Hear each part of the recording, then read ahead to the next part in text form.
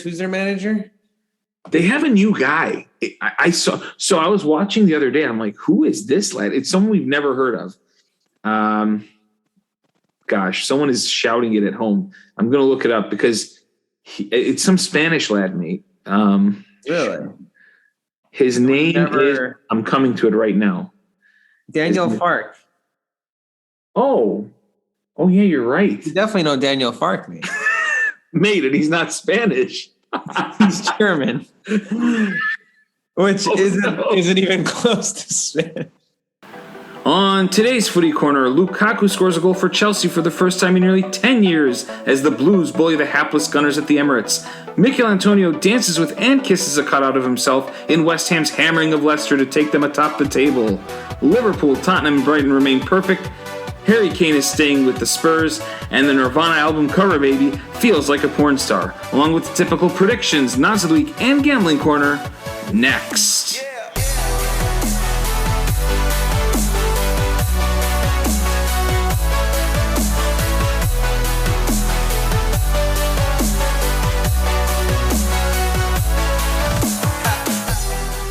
And we are back on the Footy Corner. Areen, how's everything going? Everything's going good. I'm having my nachos Belgrande as we speak. It was one of those days at work where you just go home and say, fuck it, I'm going to get a heart attack today. And if it happens, it happens. Let's do it, you know? Yeah, big Taco Bell moves today, I see. So, yeah, has it been like that the last few weeks? Yes. And my body will show it. But here's, but yeah, it's good.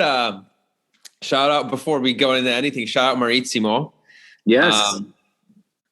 Tying Porto 1-1. So right off the bat, I want to get that.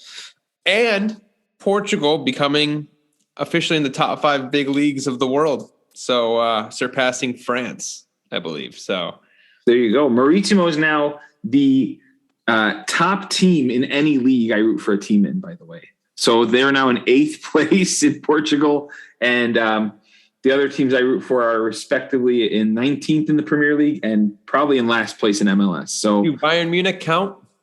You know what? I feel like they do, but it's weird because the other teams to me are a little more elevated. I have more connections to these teams. When you go to the team's games, it means different. Yeah, Maritimo bombed up because, well, not only did I go to their game and go to their store, but like I have that story about getting married, like, you know, not too far from their stadium. And literally a couple of blocks, honestly, right? Yeah. Oh, yeah. It's not far at all. Just up the little hill that I told everyone. Shout out Brian, who made fun of me for saying that is not a little hill. It's not. That was a lie. But also I want to give a shout out while we're on it to the Maritimo Ultras in America. A group that has 4 of us in there. So, if you are looking to joining the Maritimo Ultras in America, if you want to keep up with the game, let me know at the Footy Corner 2. You have to pass a few tests to join us, but we're welcoming anyone and everyone because, hey, Maritimo needs fans, and we know that it's going to be a long haul to make the top 4 this year. Or top 3 in Portugal or 4? It's 4, right? It's 3. Shit. Well, we'll see. We got to hope that either the triple threat of Porto, Benfica, and Sporting. So, and then Braga's that 4th team. Yeah, we're coming for both Braga and Porto. I'll say that because Benfica and Sporting have been fired this year. So, Anyway, so there's that. We'll get to the Premier League front now, I guess. I was trying to hold off as long as I could, but here we are. And of course, by name, the big match of the weekend, by name, was a London derby. It was Arsenal 0, Chelsea 2, Lukaku and James scoring in the first half. Chelsea pretty much on cruise control in the second half. There wasn't really much that flustered them. Lukaku scoring a goal. It was a milestone goal. I have a question for you. We're going to start off right off the bat with a trivia question. How many has he scored? It's a milestone goal. How many has he scored in a Chelsea shirt? In a Chelsea shirt? Yes. So like I said, it was a milestone. So it was like a rounded, it was it wasn't like 47.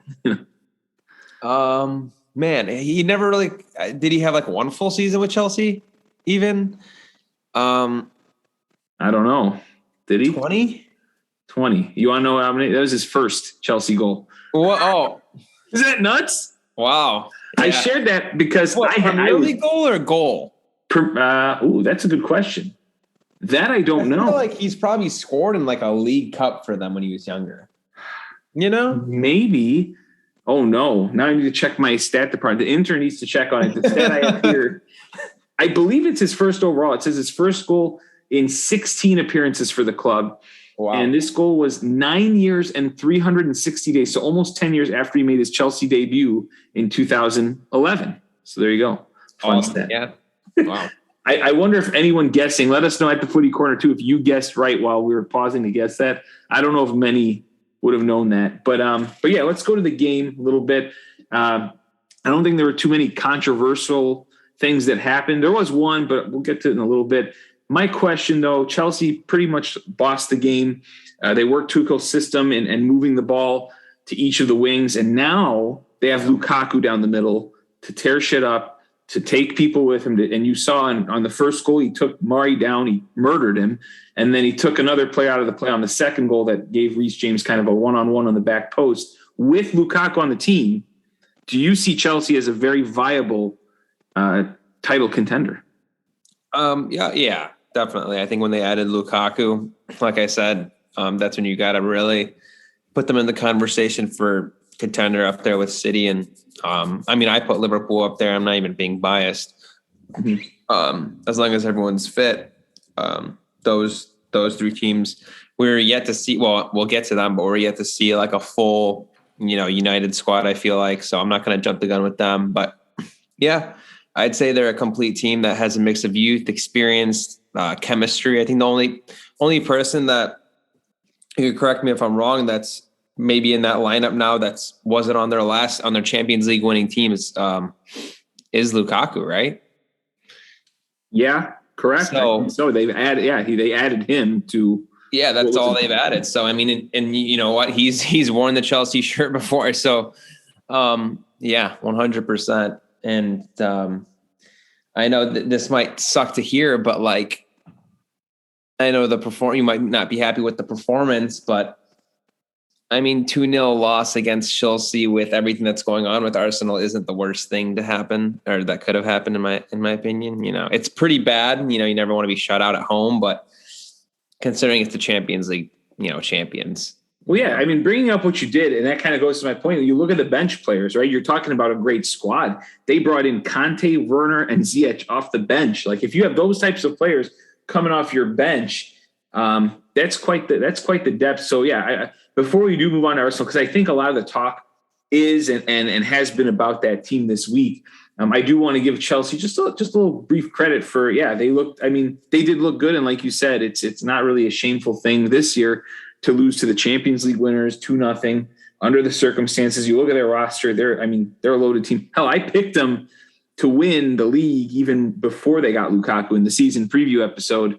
And now I just love that in my opinion too, it's a 3-team race developing, that's going to develop between City, Liverpool, and Chelsea. But yeah, like you mentioned, Arsenal, the circumstances you speak of, they had a lot of COVID, right? They were missing in this particular match. Ben White was announced out with COVID like minutes before the match, or no, probably a couple hours before the match. Thomas Partey's still been dead.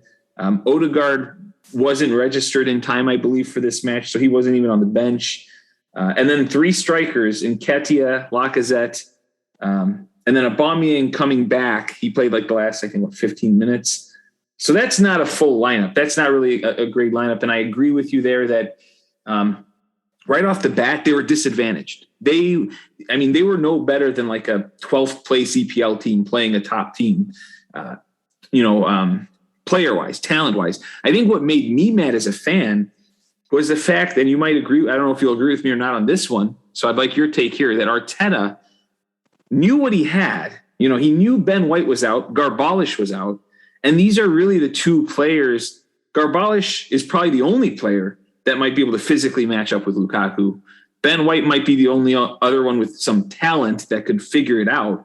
But when you have Holding, Pablo Mari, who's god awful, I don't want him on the team anymore. Callum Chambers, like if these are your guys, you need to go back 5. You need to have 3 center backs for Lukaku. What are your thoughts on them going with a back 2 of Holding and Murray, who are, by the way, combined 6 million pounds? No, yeah, I'd agree with you. Back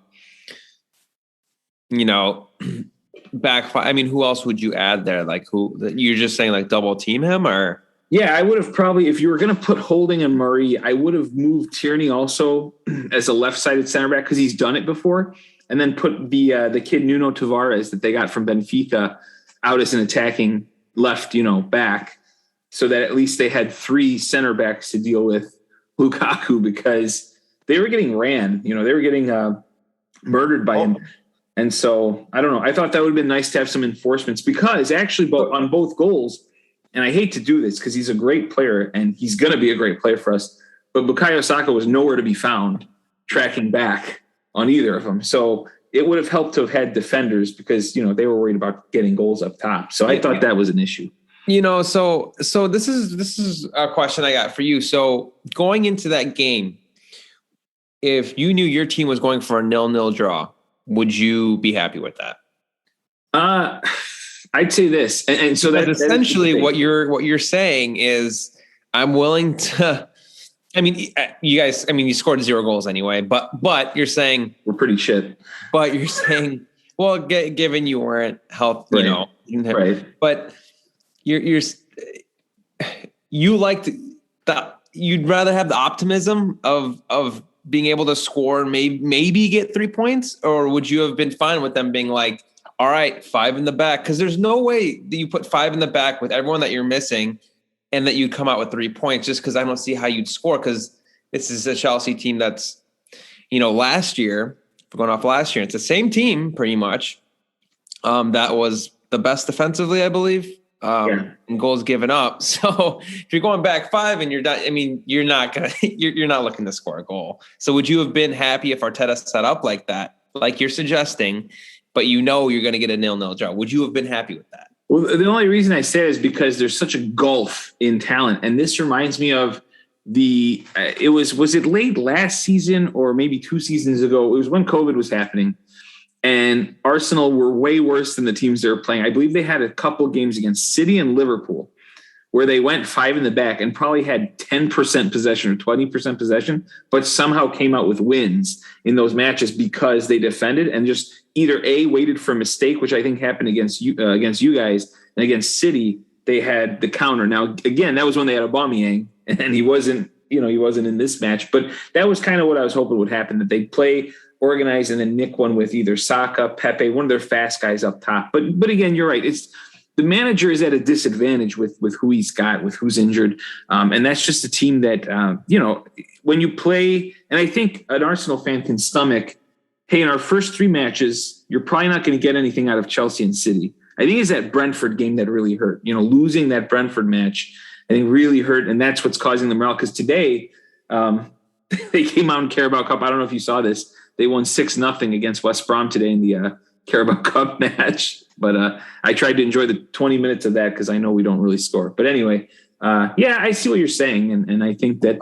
But I wouldn't take too much out of that win, unfortunately. But there's a good thing. And it's that when we've learned that COVID can affect athletes differently and badly. I believe Aubameyang is coming off of COVID, right? And he scored a hat trick today. So correct. Yeah. Whenever you get arguably someone that could be the most crucial player moving forward this season, and he's your number 9, when he can net a hat trick, even if it's against West Brom or I don't know who they had playing, but it's just good.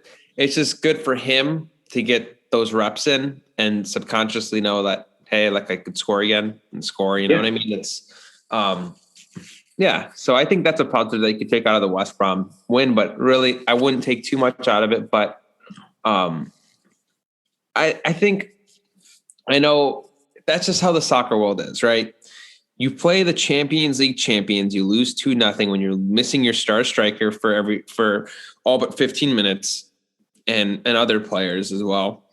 And they'll put you on soccer memes. They'll put you on Twitter. They'll create rant videos. But in the grand scheme of things, you played a team that 99.9% of the teams in the world can't beat when healthy. Right. So,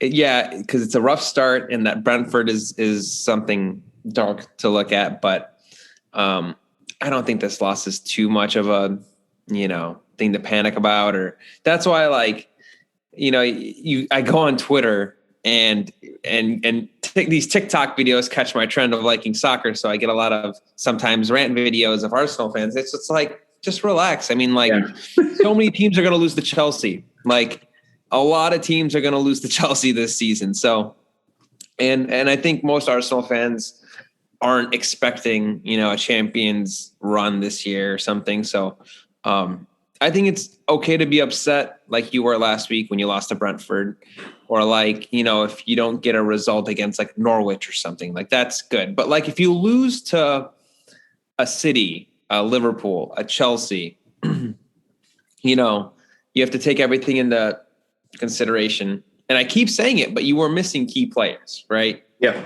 So take everything into consideration. Yeah, I will say this. You mentioned memes. A big stat that came out. This is the first time ever in 118 seasons in England's top four tiers, Arsenal have opened the league with 2 defeats and no goals after 2 matches. But yeah, we'll have to see what happens. And I think a lot of the fan base perspective should be, okay, this City match is going to happen. Just get through it. Get to the international break. Your season starts after the international break, as bad as it sounds. And the other positive I want to say out of this, I don't know if you caught this. I'm hearing a couple other neutrals said this, that I thought Sambi Lokonga looked good. He was, to me, one of the only players that looked good, and I really liked what I saw from him and what he could bring in the future for this midfield. Yeah, I think, well, I need to see more of him, but, it'll be interesting to see what his role happens when Partey comes back. Yeah. But two players I genuinely like. I mean, obviously I root a little bit for Arsenal because of you, but like, I think if from a neutral standpoint, how these guys, and I'm not just talking out of my ass, like these guys like Sterling, Grealish, like I caught them kind of early. I genuinely think Saka and Emil Smith-Rowe have that raw talent that I saw in a lot of these guys. And I'm just like, they're really fucking fun to watch now. And they're like fucking preteens. Oh, wow. That's nonsense. That is, Jeff is going to call you out for being a nonce, mate. Right. But they're fun to watch, man. But yeah. My takeaway from this is, let's just see, who do you guys play next week? So we got City coming up, and that's why after the international break, our season begins. So that's why they needed this West Brom game pretty bad, just for morale. You need to win somewhere. And here's the hard, honest truth, but they'll probably lose to City, and then the shit's just going to get even worse. But I think you and other Arsenal fans should just be like, all right, it's Chelsea and City. Yeah. Let's really just focus on, I don't know, reality for a second. Yeah. I think when we saw the fixture list, or at least I did when I saw it, I said, okay, you got to come out with that Brentford match with result, because the other two, I don't think there are any expectations. So you see what happens. And I think a lot will also hinge on the transfer window. I think because the window closes on the 31st, which I think is a Monday. Are Arsenal still hunting? If they can sell enough players, I heard they're hunting for a right back, because Callum Chambers at right back or Cedric Suarez probably is not going to cut it. So let's see what happens there. I'm hearing names and stuff, but we won't get too into that. A bit underwhelming from what I've seen, and I know everyone loves him from Arsenal. Someone that's been a bit underwhelming, I think I've seen him responsible for like a goal or two, is Kieran Tierney. Yeah, last game was not a good game for him. I think there was one that was him, and I don't even want to say, I didn't want to say it in the chat because I'm like, Ashton's already pissed off. But he's someone that's been a little bit underwhelming, but I'm sure he'll perform here. Yeah, he got drawn in pretty bad. I think the Chelsea attack, giving him credit, did a good job of switching fields here and there, and then he was trying to cover for that Pablo Mari nonsense. That guy. I'm done with Pablo Mari. That's the end of that. But yeah, no, I agree. He did have a rough game. I think a lot of players had rough games. Martinelli and Balogun might need loans. I like their potential, but Smith Rowe had a couple loans. He went to Huddersfield. He went to Germany. That's the thing. A lot of people don't realize some of these kids that play had 2-3 loans, and now they work out. So we'll see what happens with them. We'll call it a mulligan for the first few games. I mean, also Chelsea. Man, they're looking scary for anyone that wants to play them. So they are. So we'll see. Yeah, with them, we'll see what happens coming forward with their big match against Liverpool that we'll talk about a little later. Another team that from London that's done well, perhaps the second best team in London, ? West Ham, 4-1 winners over Leicester. They had Fornal score, Benrahma scored, Antonio had a brace, Tielemans added one somewhere in between. But I think the first thing I want to ask before we really get into the West Ham being, as good as they are, a lot of this match hinged on the Ayoze Perez red card in the 40th minute. I don't know if you're able to catch that. Shout out Nikhil. Huh? What was that? Shout out Nikhil. Yeah, Nikhil's boy, and that's his first red card in the Premier League. What are your thoughts on that call? Because again, in slow motion, it's obvious, but if you look at it in real time, do you think that was the right call on Ayoze? I agree with you. So it's weird because when something looks different in real time than slow-mo, I don't know. Do you think the ref really, I don't know. See, I still think, I'll say this. I think it was a red card. It just wasn't as bad as it looked. I mean, I think he accidentally but again, you could still get a red card accidentally. Yeah. And I think Ayoze just stepped a little too far to his left with his left foot. And when your studs are up, whether you're going for that ball or not, if you miss it, that's that. So that put Leicester at a big disadvantage. But man, still for West Ham to score that many goals, Mikel Antonio, we talked about him last episode. He becomes West Ham's outright top scorer in the Premier League with his 48th and 49th goals. If you recall, we made fun of the fact that he was tied with Canio for 47. So here's the thing. Yeah. Oh, no, go on. I think I you're was about to ask, what are your thoughts on West Ham, man? Like, are they a top team to be reckoned with if they can keep Declan Rice? I mean, like a top team, I think they'll be like same places they were last year, like around there. Okay. Something that I've noticed and thought about, and also shout out Talk Sport. I listened to them just randomly throughout the day, and they were talking about West Ham, and someone brought up a good point. Because as you know, one of my favorite players, just because he was fun to watch and I've taken a picture with him, Lanzini, is a good example of this. They've always seemed to have quality and spent money. They've just never been healthy. Like, let's be honest. Like, I feel like every season you look at like their lineup comes up and they're always like missing players on like Flash Score. And it's just a huge list for West Ham.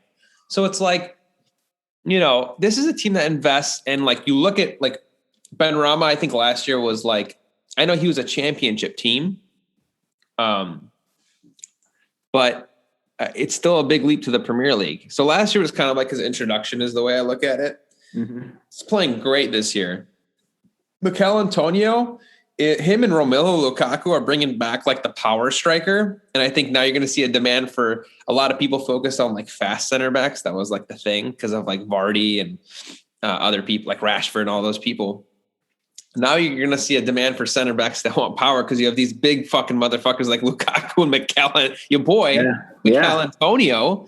I don't know, but I guess, if they need to keep Declan Rice, that's 100% if they want to like kind of reach their maximum ability this year or whatever. So, they need to stay healthy because when they stay healthy, I think they're genuinely a good team. And I think Moyes knows what he's doing with this squad as well. And, a lot depends on that, but it seems like he knows what he's doing. But they just need to stay healthy because all these West Ham teams in the past, just looking in hindsight, they just haven't been healthy. Maybe we're finally seeing for the first time in like 20,000 years a healthy West Ham team, and they're actually fun to watch. You're right. Actually, Mikel Antonio is the prime example of someone that gets hurt literally every other game, who, by the way, is now a Jamaican international. He has the Jamaican flag by his name, so there's that. He's going to be coming to a CONCACAF stadium near you for the international, so that'll be interesting. But I looked, and only Masuaku is missing, so they have all these players that were available, and if they're healthy, man, I'm telling you, they'll be fun. Benrahma, by the way, shout out Brentford, former Brentford player, with Ollie Watkins. How that team didn't get promoted, I'll never know. But Fornal is looking great as well. Mm-hmm. We mentioned Declan Rice is Declan Rice.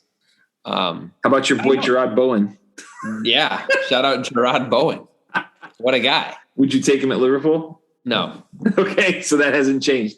No. So we'll see a little more about them in a bit. Leicester, would you be worried about them, losing this, or is it got a red card? Let's see what happens in the next match. I mean, yeah, I would be worried because I picked them to fucking to win. You sure did. I'm going to mention it in the gambling corner too. Did. West Ham is really good, and you were down a guy. Mm-hmm. I don't know. I think they should a little bit just because I know I said West Ham's really good on paper, but Leicester's even better on paper. Right. That's true. It's okay to lose, but maybe not 4-1.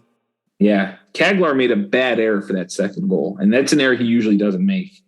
Our boy Soyuncu. I think at this point, maybe I'm more scared of West Ham than I am with Leicester. Yeah. Would you agree with that? Fair enough. No, I am too. But yeah, you look at the bench. Actually, they had some good players come off the bench. Bubukari Sumari and Patson Daka, who they just got in this transfer window, and Iheanacho came off the bench. And you look who else they had Castagne, who never came on, Dennis Pratt. So they have good players. They had other people injured. So I have a question for you.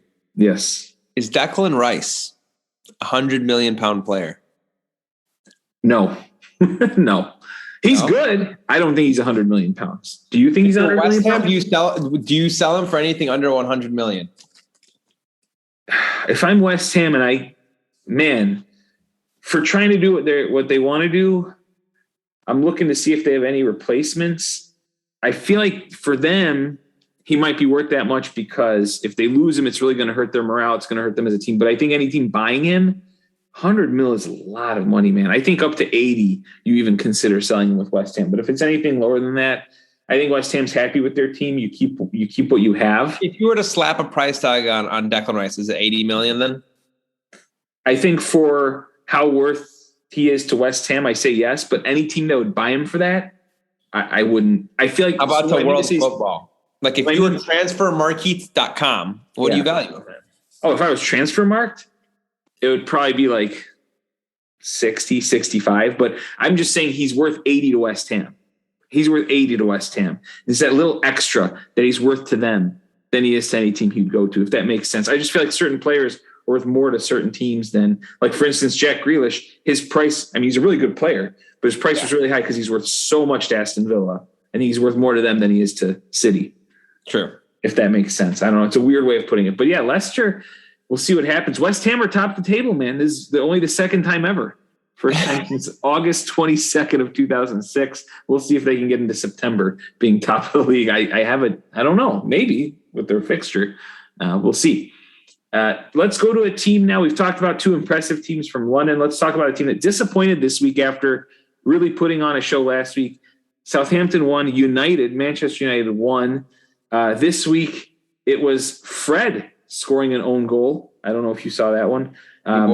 It was kind of a harsh own goal, I guess, because Che Adams took the shot and deflected off.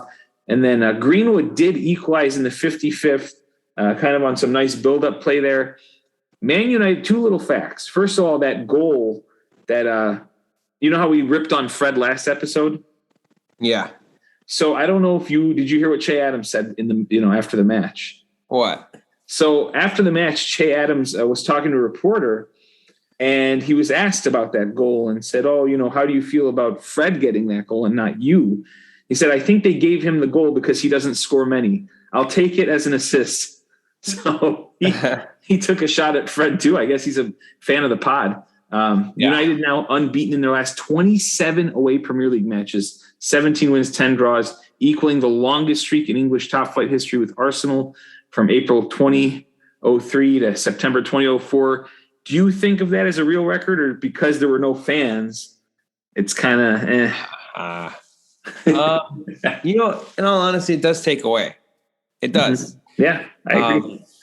Because that's why playing on the road's difficult. That's the whole point of why it's tough. There are other things, but I think the main thing is when you have a bunch of English people that are swearing at you and saying wild shit, that's, probably the main thing. So I think, it's still valid, but I do think it does take away a little bit. What do you think? Yeah, I agree. I mean, we're seeing it early in the season. I believe the first week, 7 of 10 home teams won matches.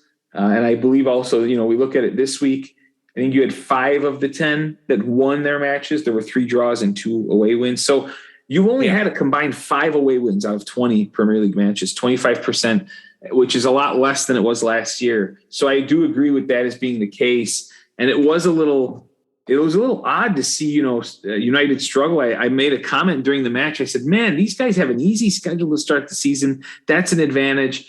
And then they kind of shit the bed a little bit. What do you think it was in this game that caused me a lot of criticism on Martial up front and how he played? You can't say it's because they moved Pogba around. They kept him out there, and I thought Pogba still played okay. What was it in this match you think that caused them some issues?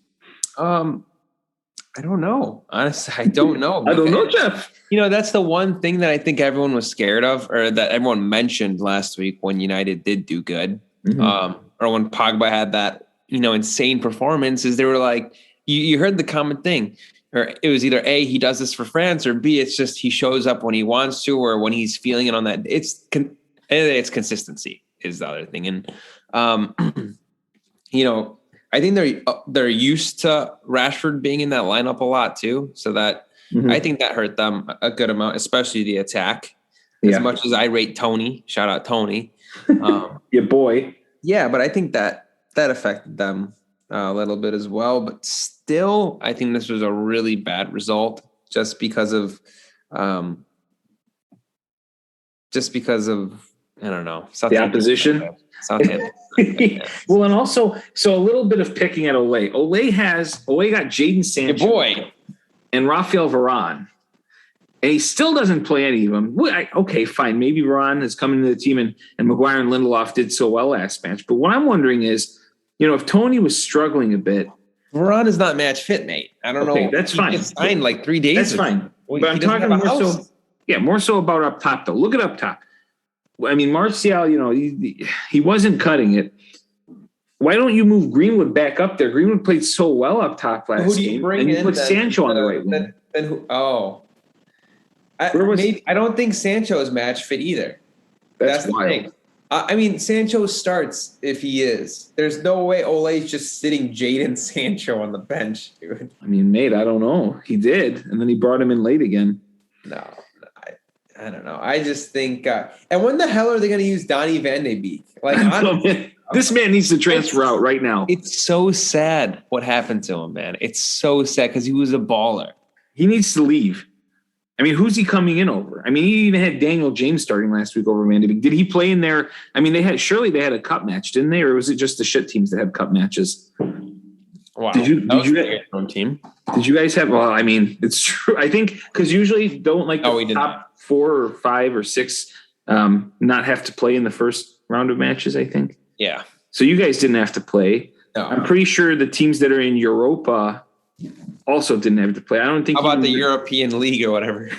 I don't see Tottenham on here, so I don't think the European Conference even had to play. So basically, yeah, I mean, I can consider my team part of the shit teams, but at least all I can say is at least I got to see them win a match. So I was pretty happy that we had that match. But yeah, I mean, United, interesting stuff. I got caught in the sauce and I thought they had it, but then now you see all the criticism about Ole, people saying that if Klopp, if Pep and Tuchel, if they had the team that Ole has, this would not have happened. So I don't know. I think I agree with. Yeah. Okay. So you and Nikhil are in the Ole out boat. I think we just have to see what he can do. It's just so weird because last week you sat there and thought, man, the way Pogba played, this is the United that we know. This is going to be a 4-team race now. Now I'm back to thinking, I should have known better. They drew us all in, and that happened. Drew Southampton. Shout out Ralph Hasenhüttl. Your boy. And Theo Walcott. And they still have Oriol Romeu. Oh, that was a tongue twister. Yep. That man looks weird. He's a weird-looking dude. Anyway. He's the cousin of Romelu Lukaku? No, he's not. No, you're right, yeah. It's been a while. You almost had me for a second. I was like, wait, what? Oh, man. But yeah, no.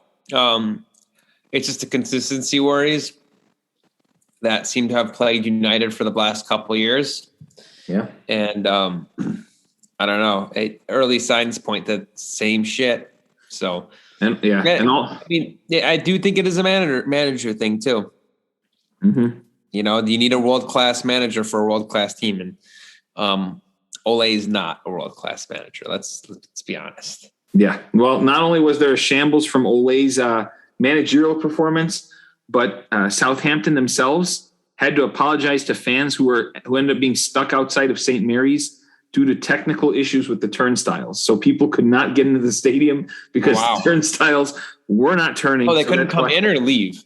They couldn't go in. So actually, some fans didn't even get in until halftime.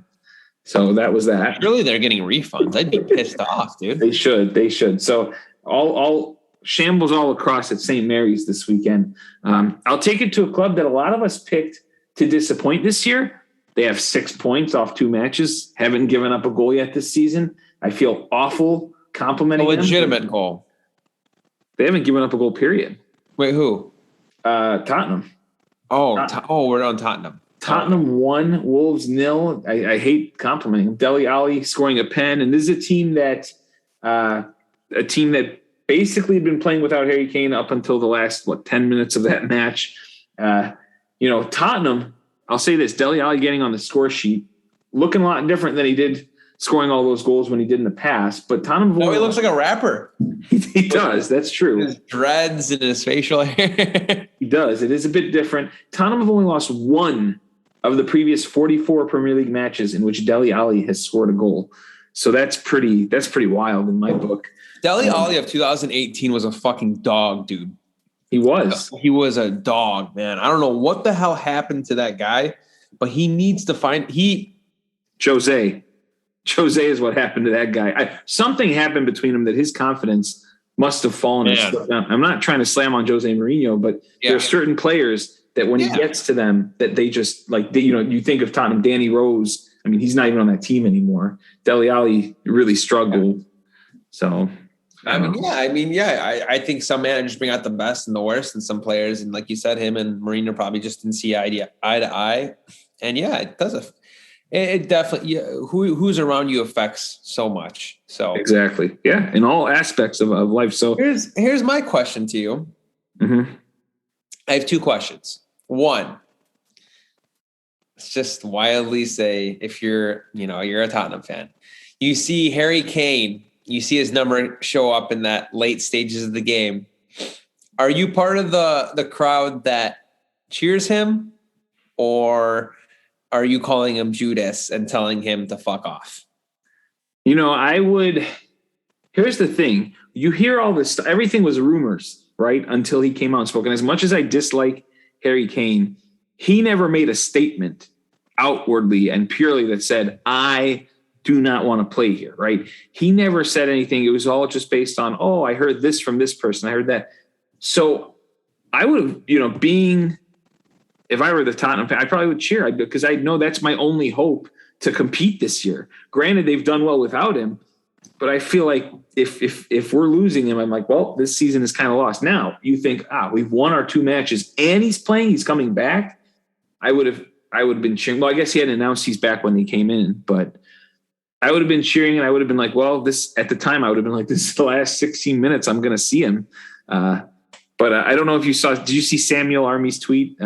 Sam from he when Harry Kane came on, I think Tottenham has this graphic that just says on, and it had Harry Kane's signature under it and like half his face. Yeah. And his tweet said TFW. What does that mean again? TFW? I've seen it, but I never know what that means. A fucking something, maybe? Oh, fucking. He said TFW, she already told you she wants a divorce, but some sex is better than no sex. When Harry Kane was coming on at the time, thought that was pretty funny. That was good. And Nikhil, after Harry Kane's announcement today, who said, it was incredible to see the reception from Spurs fans on Sunday and to read some of the messages of support I've had the last few weeks. I'll be staying at Tottenham this summer and will 100% focus on helping the team achieve success. Nikhil says, City get embarrassed. Any thoughts on that? Surely it wasn't just the fans cheering that made him come back. What do you think played a process or role in Harry Kane coming back? And now does that change your outlook on Spurs for this season? dude, this could be the Ronaldo effect that you guys talk about. Not that I believe it, but that you guys believe it. Damn it, man. I was going to come with a controversial take. I'm going to hear yours and then I'll tell you mine. So you look at guys like Heung-min Son, who could probably go to another team, honestly. If he put up this fuckery and let's say, like, if he was up for sale, people would be all over him. In my opinion, probably even a better team than Tottenham would probably come in and get him. But instead of he signed an extension. He did. Stayed quiet. And when everyone's leaving, the manager's gone, Harry Kane's saying, fuck this. He signed an extension and said, you know what? I'm a Spurs player. So it's when you see that at some point, you're like, maybe that's our leader. Like that's someone, that's setting an example for our team. And in a sense, kind of brings us closer together when the whole world's saying you're going to be shit because this one guy's leaving. And then they changed their system, I think, a bit to, incorporate Bergwijn a little bit maybe and whatnot. And they looked really good. Like they're still attacking. Son, I mean, like you saw Dele step up. Dele scored. Son's always going to be a threat. But I don't know, maybe just team unity and maybe just this different style of play. I mean, it could also be because teams haven't seen it yet, obviously. So that could play a role in it. But I don't know. I think team unity wise and just like showing a different look and maybe even being more effective that way under Espirito Santos, whatever the fuck his name is. I think NES. Well, yeah. I mean, I think Kane is world class. But maybe Spurs they definitely could live without him, I think, and that's why part of me is saying, they could have just been playing hardball just to get the most out of City. And I think, in my honest opinion, I'm going to come out and say it, play super fucking hardball from City, milk everything from their owners and just, spend it wisely. I think I would sell Kane still, but like, I think they're better without him, man. I honestly do. Well, you killed my hot take, man. I was going to actually say this, maybe it could be a similar reason, but you said it exactly correct on last week's episode when we did predictions. And Brian and I went for the draw in this match. You said Nuno knows his old team best. Well, and Nuno plays a certain way. And we mentioned, I think, too, that Nuno is if you look at this Spurs team, they could be like Wolves a couple of years ago where they defended the hell out of people and hit people on the counter. You look at this match and, any outsider watching would say, man, Wolves had a lot of, chances. Wolves had 58% possession. They had 25 goal attempts. Now, granted, when you look at the goal attempts, it was 25-8, but each team had 6 shots on goal. So that tells you that when Tottenham had their chances, they were breaking on the counter, and that's just how Nuno plays. And Wolves fell into that trap. So that makes me wonder, and it goes along with what you said. Does Harry Kane fit a counter-attacking team? The only way I see it is if they want to play long to him, and then he could give it to one of those runners in Son, in Bergwijn, and Lucas. But if those are your 3 runners, then what position is Harry Kane actually playing? So I agree with you. Those 3 looked really in sync the first 2 games. And I also agree. I think that Harry Kane's going to slow down the attack a little bit. And a team under Nuno like this, it's not going to work.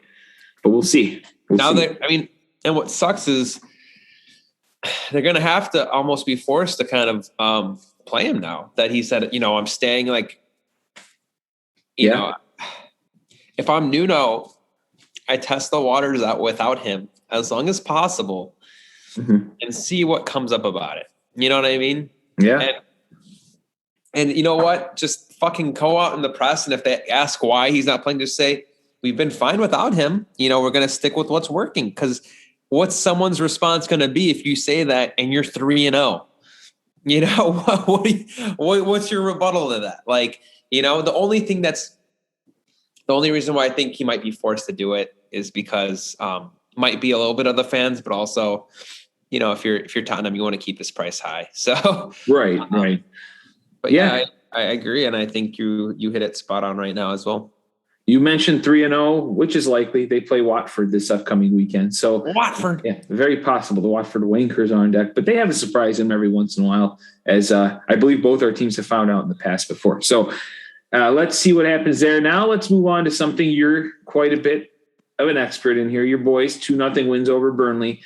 Diego Jota and Sadio Mane keeping up their good form so far early in the season, winning 2-0.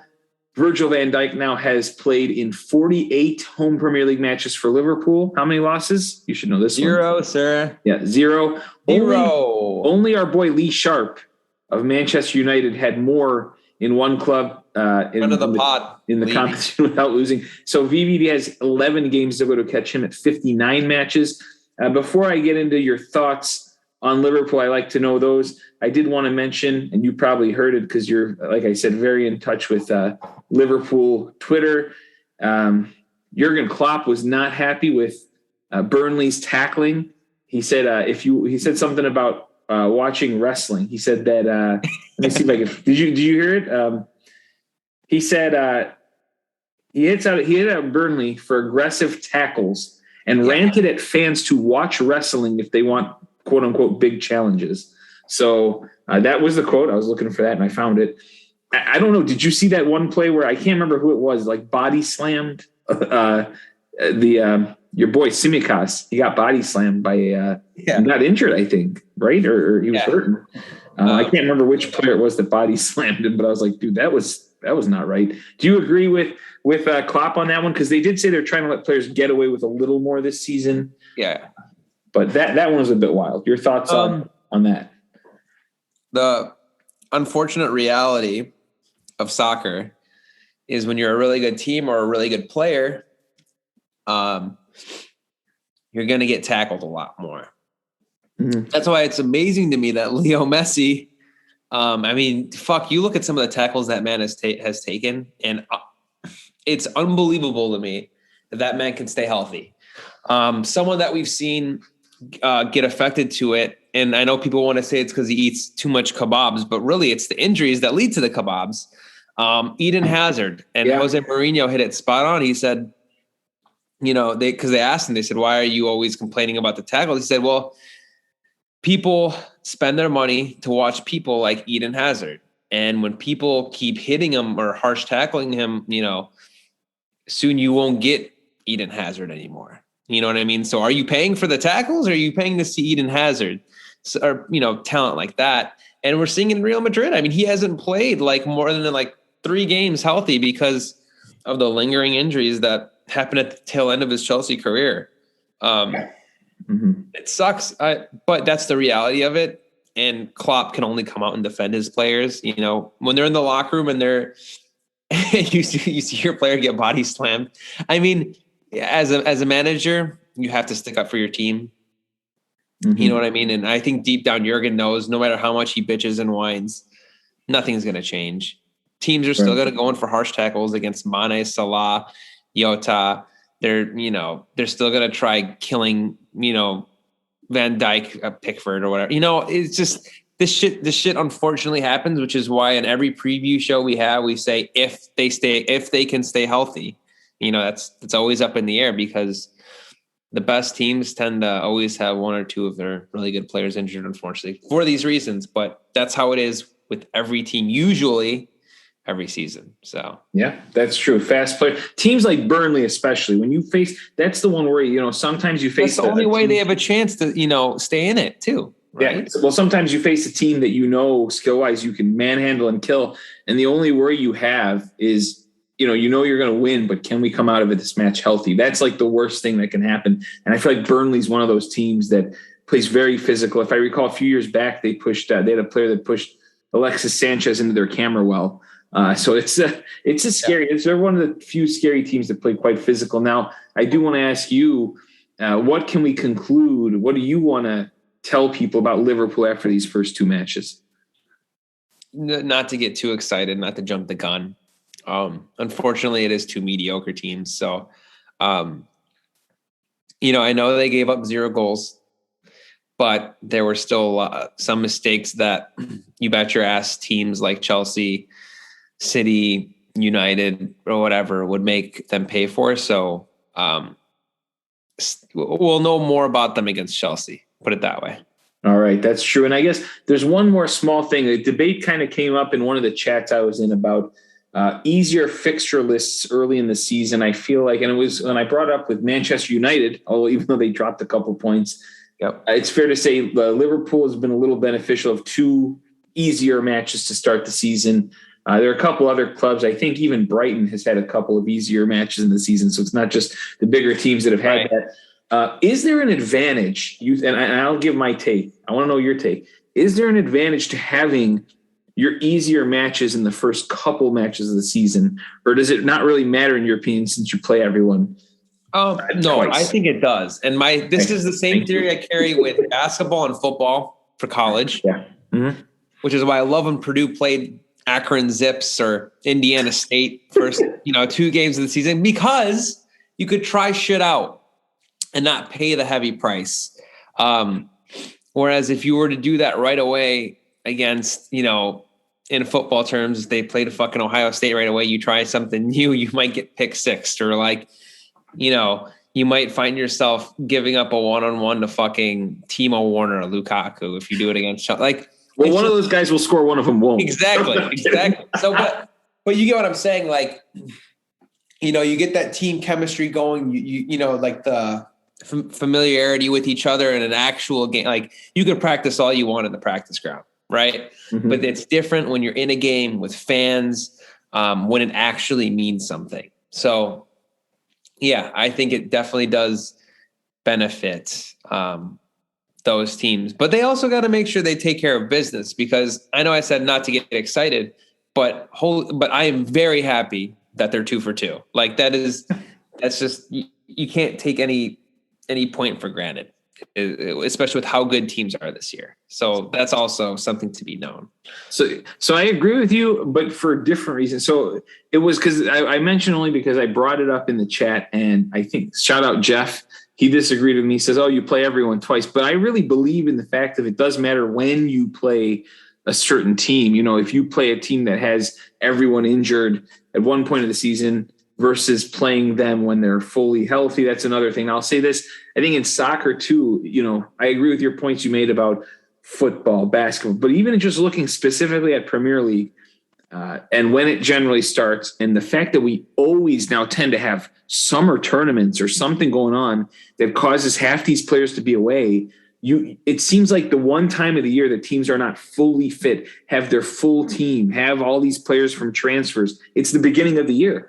And that's when some of the bigger teams I feel like are a little shorthanded, or, even I guess the smaller teams you could say, but I think that's when they're prone for the picking. So it's always nicer if they can play a nicer, easier match against Norwich or a Burnley or a Watford or, something like that. So I feel like it does really help teams starting early in the year. So I want to know, at the Footy Corner too, everyone else, let us know what you think. Is it advantageous? We know you play everyone twice, but to have a little bit of an easier start, whether it's for the reason you heard Ariane say or myself, I think it is, but some people don't. So let's hear it from everyone else. And I know some will say, oh, the injuries can happen later in the year, but I'm telling you, when you come back for the season, a lot of people aren't match fit, international breaks, like Ariane said, trying new things out. So we'll see. We'll see what the results are. You look at Arsenal as a good example. United, I'm sure they would have liked to see Varane and Sancho out there last week. So yeah, exactly. That's the exact reason. And it seems like, and this is partially an organizational thing, Arsenal are never ready when the season starts. But anyway. Let me know, Sancho and Varane were out because of match fitness. Right. Legit. It's not like they have COVID. I think Rashford has shoulder problems, right? Because of that surgery. But yes. Those two are just match fit. And that's, I think with those two, they win that game, if I'm being honest. So. Yeah. Well, speaking of a team that won a game and got things back on the right foot, Jeff's boys, Manchester City, 5-0 win over Norwich. Although everyone on the pod predicted at least 4 goals for City. I think Brian predicted exactly 5-0. You and I had 4-0 and 4-1. Tim Krul started the scoring with an own goal, of course. He went on a rage, just as he did last year when he scored the own goal. Shout out Tim Krul. Yeah, he's been there. How old is Tim Krul? That's a good question. You know what? I think it's time to ask. How old is Tim Krul? Oh, it didn't talk. It's silent. It said 33. He's only 33, mate. Wow. That's wild. Tim Krul is younger than me. Oh, man. I thought he surely looks like an older fella. But Grealish getting his first City goal. Laporte, Sterling, Mahrez, they spread the wealth. Again, huge butt kicking. Since Pep joined Manchester City, this was in 2016-17, there have been 49 Premier League matches where a team has won by 5 or more goals. I want to ask you, what percentage do you think City are responsible for? Out of those 49 matches, what percentage have City been the team that won by 5 or more? You can give me a number or you give me a percentage. So there have been 49 times a team has won by 5 or more. How many times has City been the team that's done I'll that? say 40%. You were close. Yeah, 47%. They've done it 23 times under Pep Guardiola. First of all, before we get into City, how bad do you feel for Norwich? They started the season against Liverpool and now at City. So that's why they have a goal differential of -8, scoring none. Do you feel bad for Norwich starting off against those two teams? I do feel bad, but it only gets better from here. That's true. You can't. There's no way for them. Even though, let's see who they play this week. Leicester. I mean, it's still not easy, but it doesn't get. At least it's not. You gotta hope whoever their manager is. Who's their manager? They have a new guy. I saw. So I was watching the other day. I'm like, who is this lad? It's someone we've never heard of. Gosh, someone is shouting it at home. I'm gonna look it up because it's some Spanish lad, mate. Really? His name is. I'm coming to it right now. Daniel Fark. Oh, yeah, you're right. You definitely know Daniel Fark, mate. Mate, and he's not Spanish. He's German, which isn't even close to Spanish. You know who I was thinking of? Probably the Watford guy. I always mix. I'll be honest with you. This season, I've just mixed up these two teams because to me they're the same. Yeah, Daniel Fark though. Hopefully, he's kind of riddling into his team that you're like, guys, we have the worst fucking schedule. You're not that bad, so just fucking head high, You just hope that one guy that came in from, Ghana isn't like, oh, you joined the shit team, hopefully he realizes, you know what I mean? Let's right. Guys. Well, by the way, it's Xisco. That's the manager of Watford. So he is Spanish, but that's what I was thinking of. Yeah, you're right. With Norwich, it's been a tough road. Timu Puki's leading the line, our boy. He hasn't really done much this season, not many opportunities. But I will say this. I believe that Norwich did win their EFL Cup match this middle of the week. And just like Arsenal, who needed a win, right? Norwich got a 6-0 win over Bournemouth. So there's that. And Josh Sargent, our boy, scored twice for Norwich. So he plays for them now, which you remember. He's not going to start, is he? Or unfortunately, he's not getting the starts over Timu Puki yet. But man, if he scores 2 goals a game in these cup matches, might be worth a shot. So he also have Brandon Williams, by the way, on loan from Manchester United. Do you remember him? Yep, Brandon. Yeah, they do have. We called him Bernie Williams last year, 2 years ago, and they have Gilmore of Chelsea, which, if you recall, Liverpool fans gave him a nice welcome when they visited. Yep. Speaking now of City, though, let's move to City. So Norwich it hopefully won't get much worse. City now searching for a number 9. Their number 9 didn't score any of the 5 goals in this match. Gabriel Jesus was nowhere to be found on the score sheet. Yep. Do you think at some point it's gonna come back to haunt them? Is there anyone out there that they can get here in the last 5-6 days? Cool. I mean, there were the Ronaldo rumors today. I don't know. Did you hear those? Apparently, he requested it. Right. So does that answer the number 9 problem? I mean, it does, but at some point you have to, FIFA financial fair play, I'm guessing, kind of plays somewhere in this. Does New Jersey sales count as profit? I believe so. Yeah. You can get quite a bit out of that. If I'm City, then I beg for Ronaldo. Yeah. Why not? Yeah, get Ronaldo. Yeah. And then do you think they get him and then get Erling Haaland next year? because maybe Lewandowski, because apparently he's seeking a new challenge, but I don't think Bayern will give him up this late in the window, unless they have someone lined up. So yeah, dude, this Harry Kane thing really screwed them over. Do you think City need a player to come in to win the league? As is now, do you think they'll have no shot? I'm not going to say they have no shot. Right. It's like, how important Lukaku was to Chelsea to grab. Yeah. Whether you saw it as important or not, that's how I look at how important getting a good 9 is for City. But it's just tougher because there aren't many people out there that are worth the long-term, investment. And I don't think they're looking for a loaney striker, if that makes sense. Yeah, no, that's true. So we'll have to see what they can do, because I'll say this.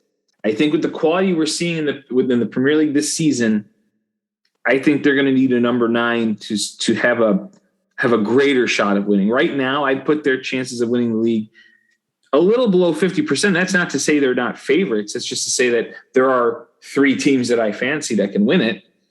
And it's almost kind of even. You still have them as the favorite then, right? Who does?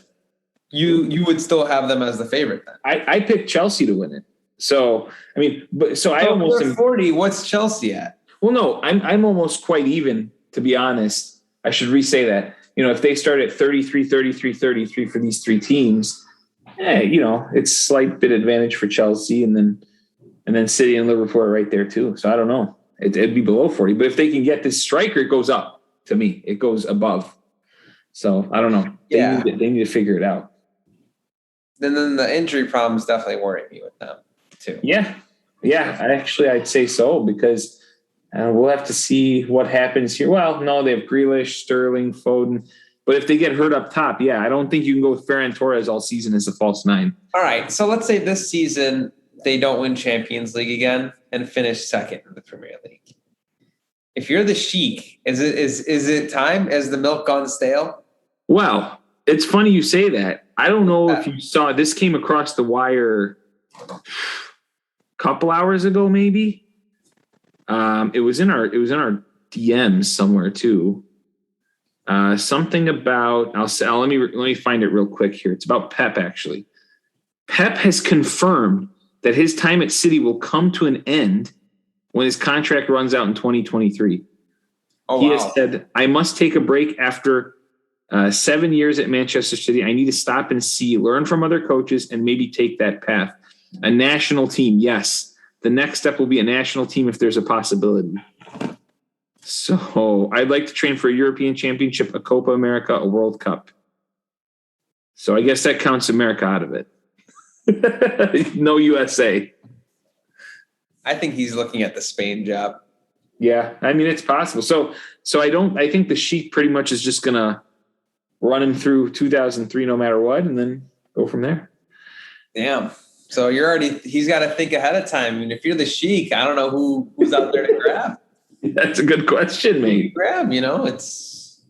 Well, in 2023, the landscape will change quite a bit. I'm sure someone will emerge as a good manager. Julian Nagelsmann? Could be. Depends if he's jumping around. But I'm sure someone, one of these young guys surely has to emerge. Who knows? And maybe they have a guy that's, let's see. Do City have it? Maybe Vincent Kompany will be ready to manage them then. Doesn't he manage a team in Belgium? Yeah. Hey, by 2023, that's 2 years of managing there. Or if he comes on as an assistant next year, I could see it. So, we'll see what happens with that. I think he can skip that assistant thing because he played under Pep, right? He did. So, yeah.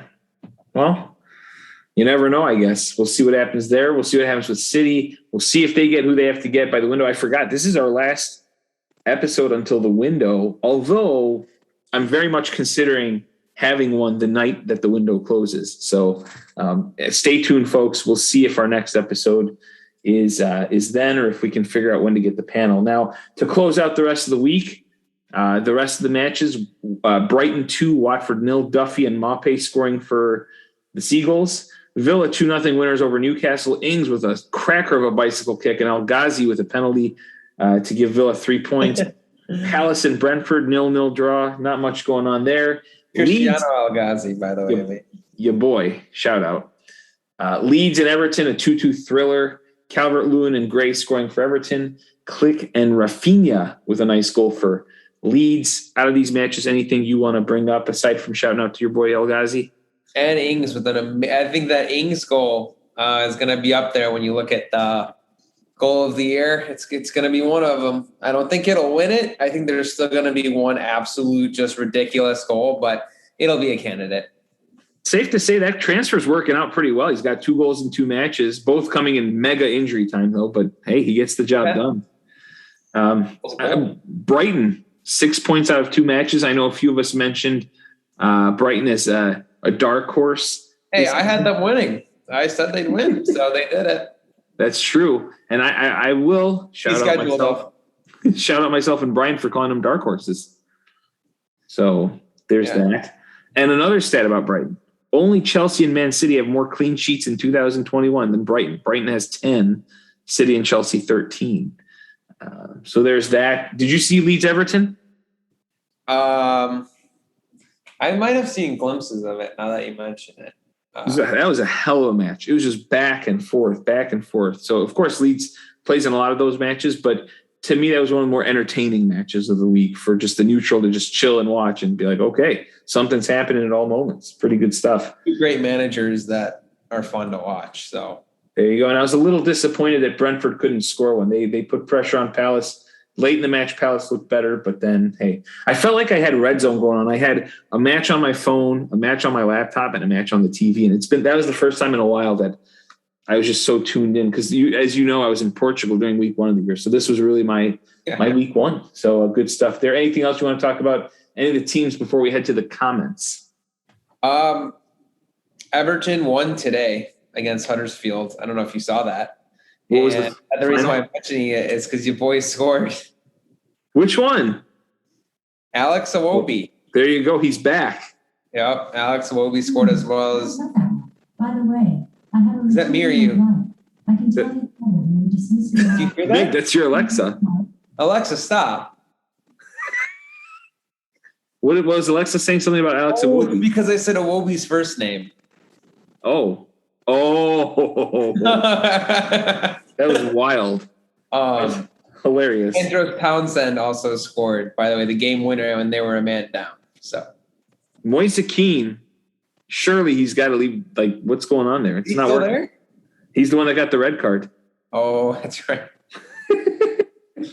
Bananas. Yeah, I thought he was going to go back to Juve, but no, he was at PSG last season. Wasn't it working out for him pretty well? No. Better than at Everton, no? Scored like 1 goal. Yikes. Goals maybe in a farmers league, not in the top 5. So Messi has gone to a team that is not in the top 5, by the way. I'm blabbering at this point. Shout out that. Okay. Yeah, Moise Keane, he's young. We got to remember he's young. Let's see what happens. 20. Let's see what happens. Yeah, young guy. And that's what I want to reiterate. A lot of people forget some of these guys are young. Give them time. So Steve brought up a pretty cool graphic that I thought we can kind of guess or discuss a little bit here. It's in regards to the teams that have not scored a goal yet this season.